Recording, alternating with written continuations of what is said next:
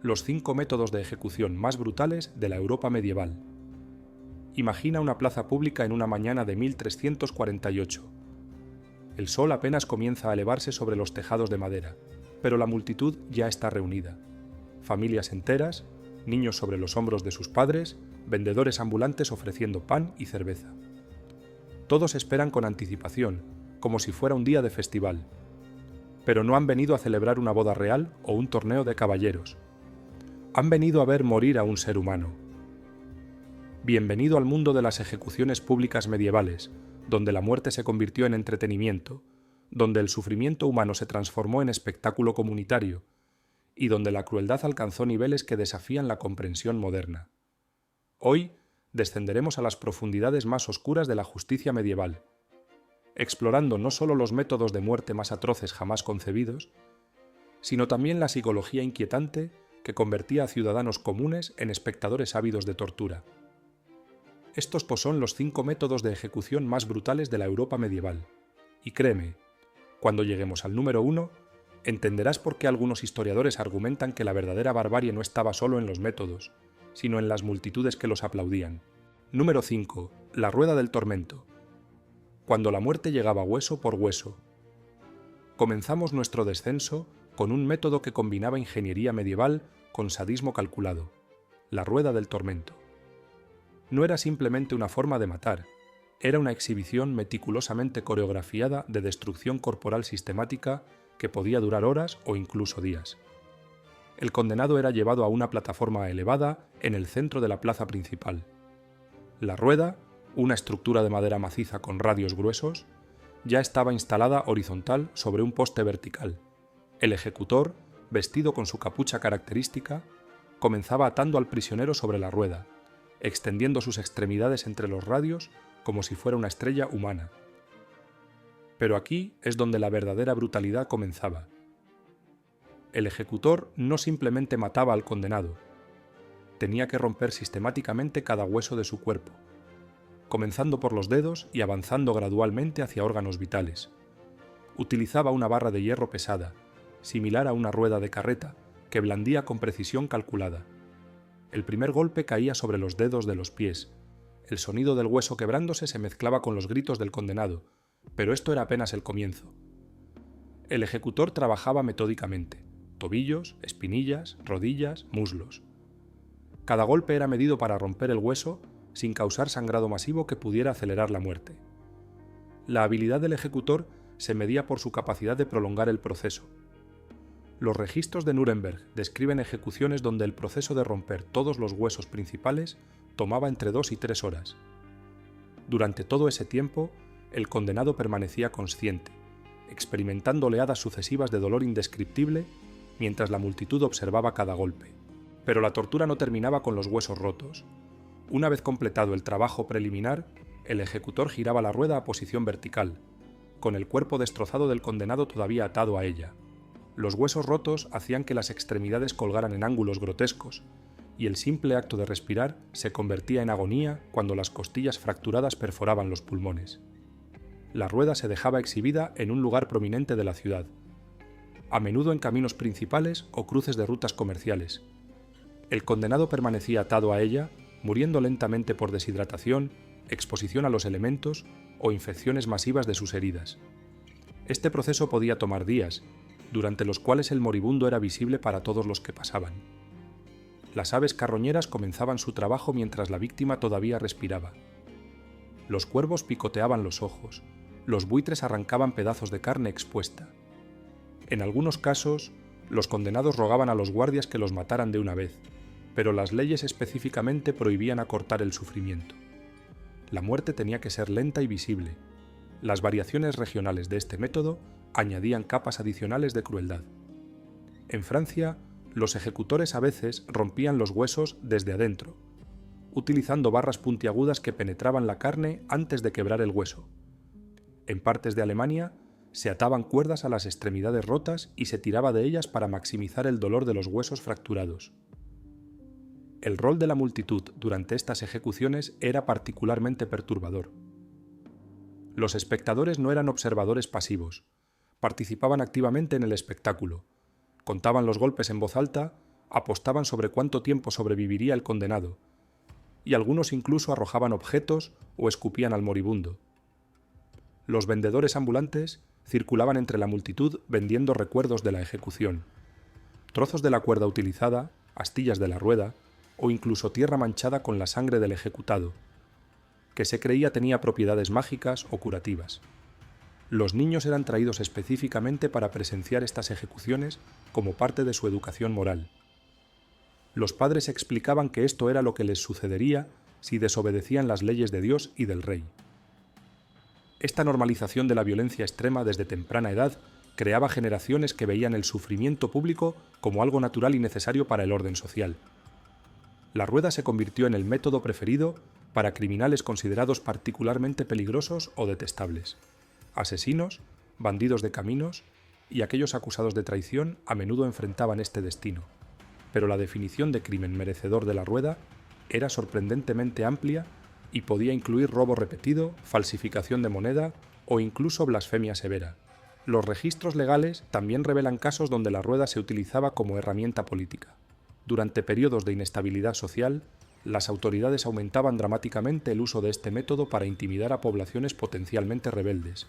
Un solo ejemplo público de destrucción corporal tan extrema servía como advertencia más efectiva que docenas de ahorcamientos simples. Número 4. El descuartizamiento por caballos, la geometría brutal de la muerte. Ahora pasamos a un método que convertían a los animales en instrumentos de ejecución y transformaba la fuerza natural en arma de tortura. El descuartizamiento por caballos. Este método, favorecido particularmente en Francia e Inglaterra, llevaba el concepto de dividir y conquistar a su conclusión más literal y horrorosa. El proceso comenzaba con la preparación cuidadosa del condenado. Era desnudado completamente y acostado en el suelo de la plaza pública, generalmente sobre una plataforma de madera elevada para que toda la multitud pudiera ver. 4 cuerdas gruesas, cada una atada a un caballo diferente, se fijaban a sus extremidades, muñecas y tobillos. Los caballos eran posicionados en las 4 direcciones cardinales, creando una cruz humana en el centro. Pero aquí viene el detalle que hace este método particularmente cruel. Los caballos no eran azotados para galopar inmediatamente. El proceso era gradual, diseñado para maximizar tanto el sufrimiento como el espectáculo. Los conductores de los caballos comenzaban haciendo que los animales caminaran lentamente, tensando las cuerdas gradualmente. El condenado sentía sus articulaciones comenzar a separarse, los ligamentos estirados más allá de su capacidad natural. Los hombros se dislocaban primero, produciendo un sonido audible que la multitud cercana podía escuchar. Luego las caderas, acompañadas de gritos que podían escucharse en toda la ciudad. Pero la verdadera brutalidad aún no había llegado.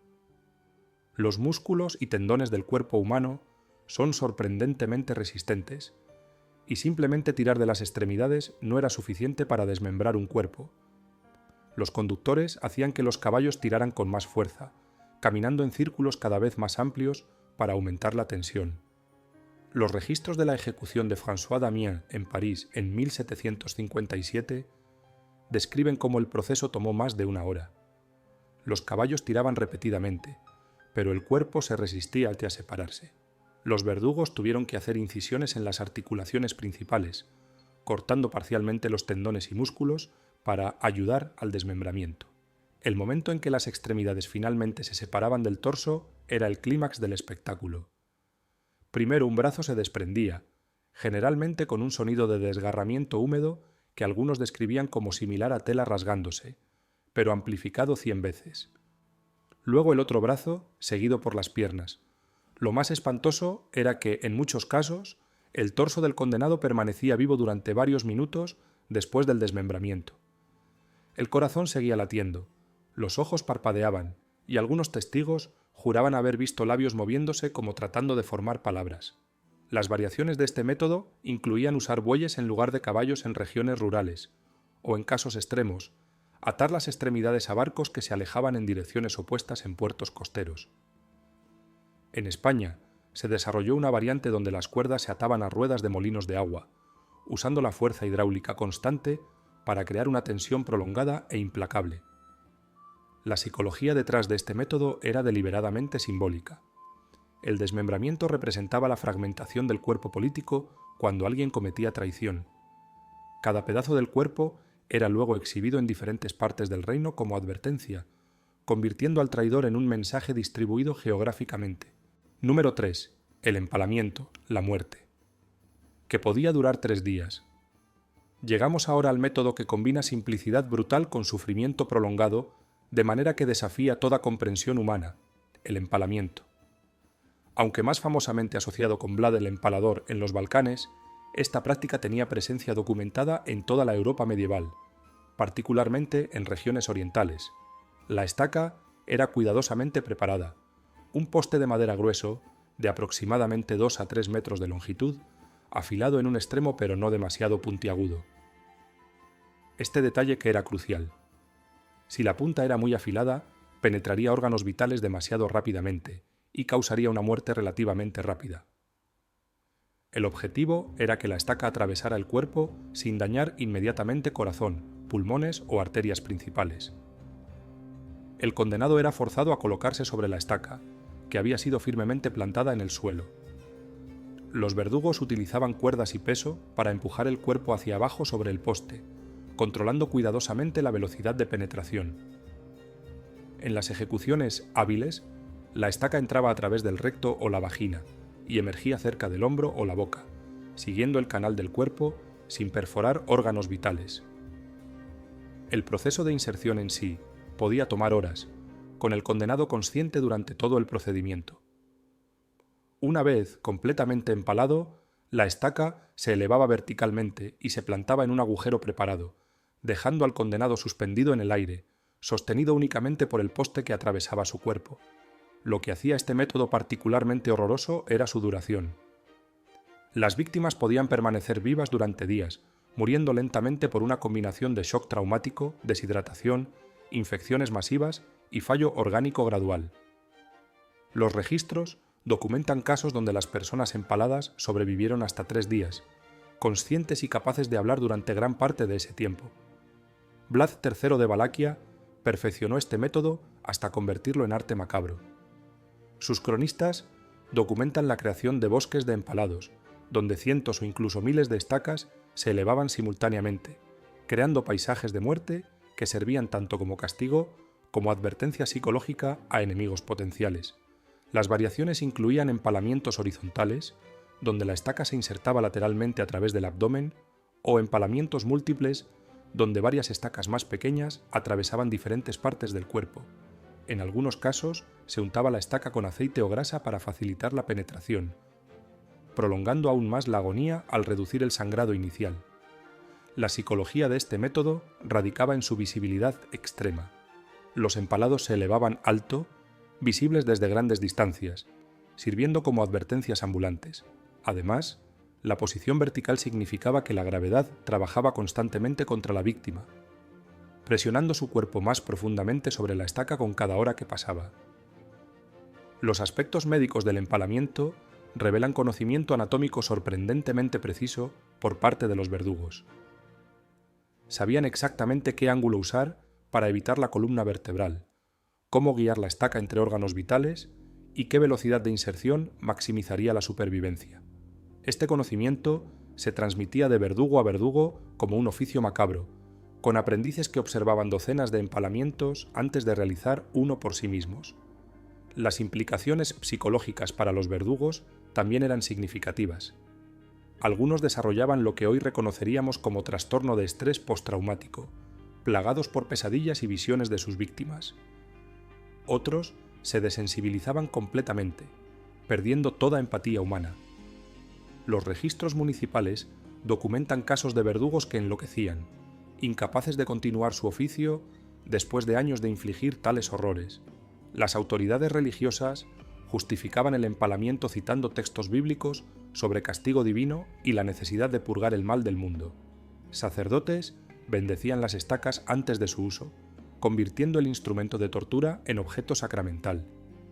Esta sanción religiosa ayudaba a las multitudes a procesar lo que presenciaban, enmarcándolo como voluntad divina en lugar de crueldad humana. Número 2. La doncella de hierro. Cuando la tecnología se encuentra con la crueldad. Pasamos ahora a un instrumento que representa la combinación de ingeniería medieval y sadismo refinado, la doncella de hierro. Aunque debates históricos cuestionan su uso generalizado, los ejemplos documentados revelan una mentalidad de crueldad que merece ser examinada.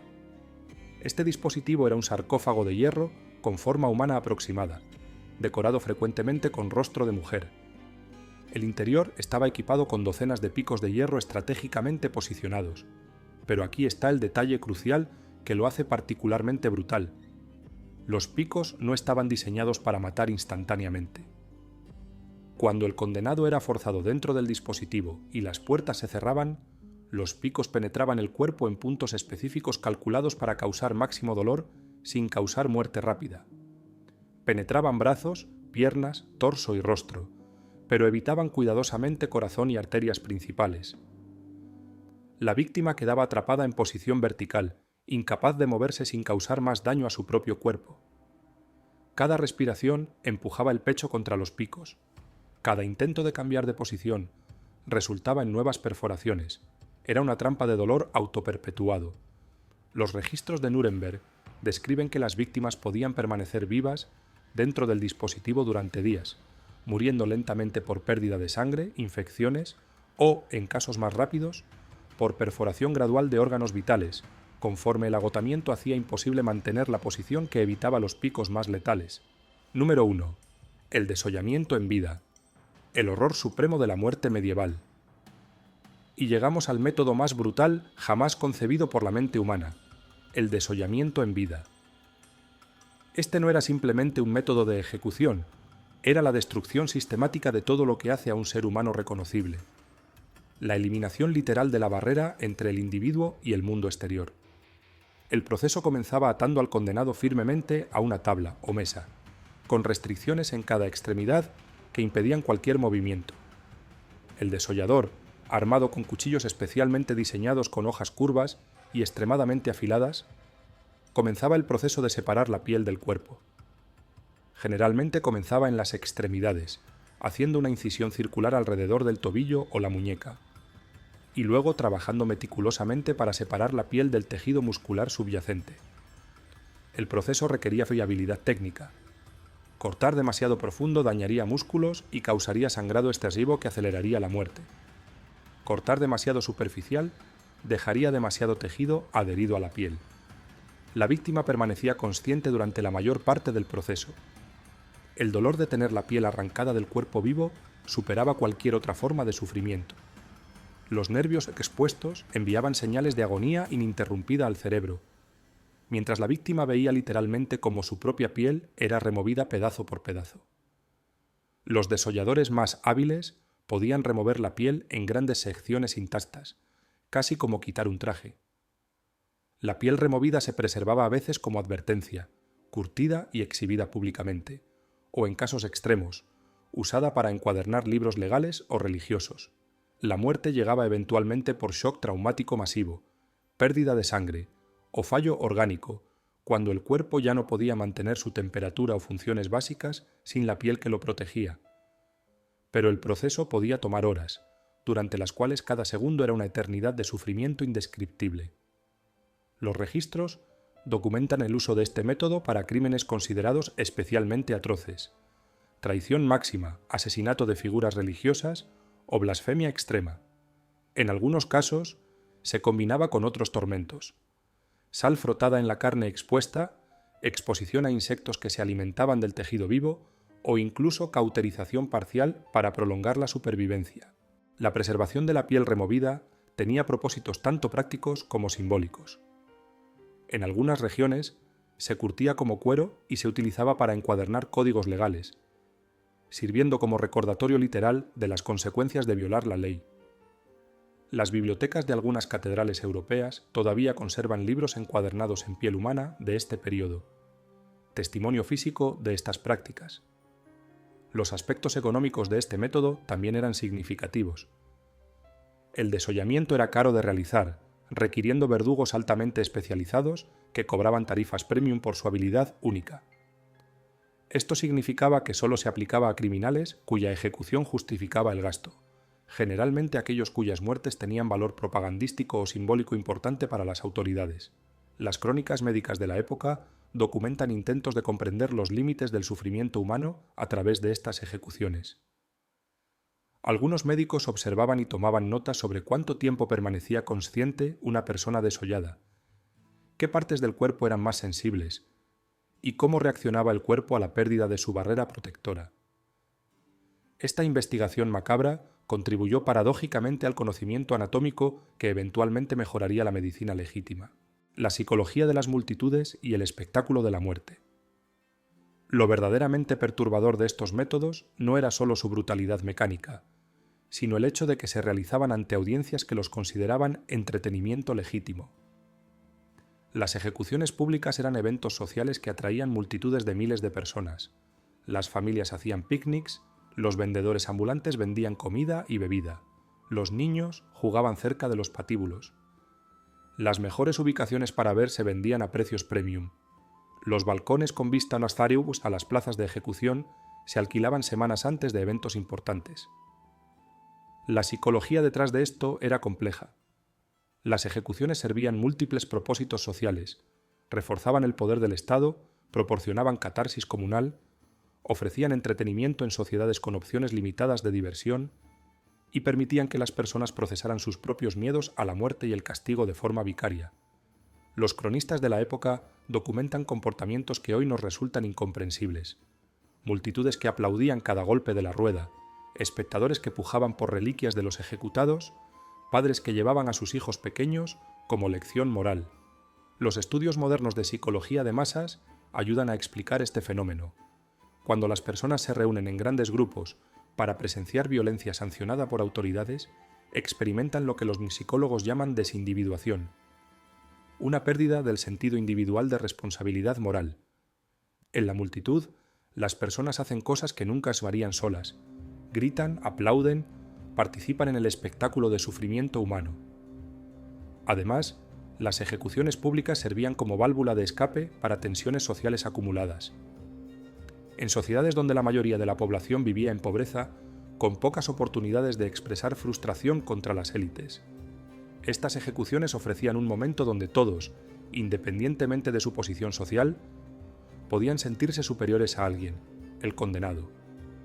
Era una jerarquía temporal donde incluso el mendigo más pobre podía mirar hacia abajo a otro ser humano. Las autoridades comprendían perfectamente esta dinámica y la explotaban deliberadamente. Programaban ejecuciones importantes durante periodos de malestar social, después de malas cosechas, o cuando aumentaban los impuestos. La violencia espectacular desviaba la atención de problemas sistémicos y canalizaba la ira popular hacia objetivos individuales en lugar de estructuras de poder. Los registros municipales revelan la sofisticación con que se planeaban estos eventos. No eran actos espontáneos de justicia, sino producciones cuidadosamente coreografiadas. Se anunciaban con semanas de anticipación, se construían estructuras especiales para maximizar la visibilidad, se contrataban músicos para crear atmósfera y se coordinaban con festivales religiosos para aumentar la asistencia. Diferencias regionales y el rol del verdugo. Cada región de Europa desarrolló sus propias especialidades en métodos de ejecución. Inglaterra perfeccionó el ahorcamiento, estiramiento y descuartizamiento. Francia se especializó en el desmembramiento por caballos. Alemania desarrolló la rueda. España refinó la hoguera. Estas diferencias reflejaban tanto tradiciones legales locales como valores culturales distintos sobre la naturaleza del castigo y la justicia. Los verdugos ocupaban una posición social única, necesarios pero parias, bien pagados pero socialmente aislados. Vivían en áreas designadas de las ciudades, sus hijos no podían casarse con personas de otras profesiones, e incluso después de la muerte eran enterrados en secciones separadas de los cementerios. Paradójicamente, los verdugos hábiles eran respetados por su profesionalismo. Un verdugo que podía decapitar limpiamente de un solo golpe era valorado. Uno que requería múltiples intentos era despreciado y a veces atacado por multitudes enfurecidas. La profesión de verdugo se transmitía generalmente de padre a hijo, creando dinastías de ejecutores que servían a ciudades durante generaciones.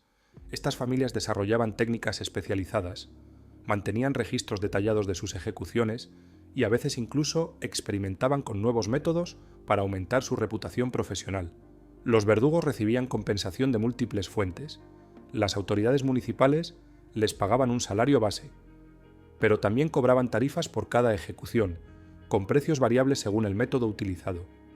Las ejecuciones complejas como la rueda o el desollamiento pagaban significativamente más que un simple ahorcamiento.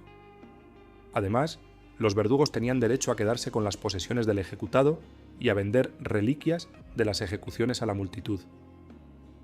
Esta última fuente de ingresos era particularmente lucrativa. La sangre de ejecutados se creía que tenía propiedades curativas, especialmente si provenía de criminales jóvenes o saludables. Los trozos de cuerda del ahorcado se vendían como amuletos de buena suerte. Incluso la grasa corporal de los ejecutados se recolectaba y vendía a precios elevados para uso en remedios medicinales o prácticas mágicas. Los verdugos también servían otras funciones médicas en la sociedad medieval. Eran frecuentemente llamados para tratar dislocaciones de huesos o realizar sangrías, utilizando el conocimiento anatómico adquirido en sus ejecuciones.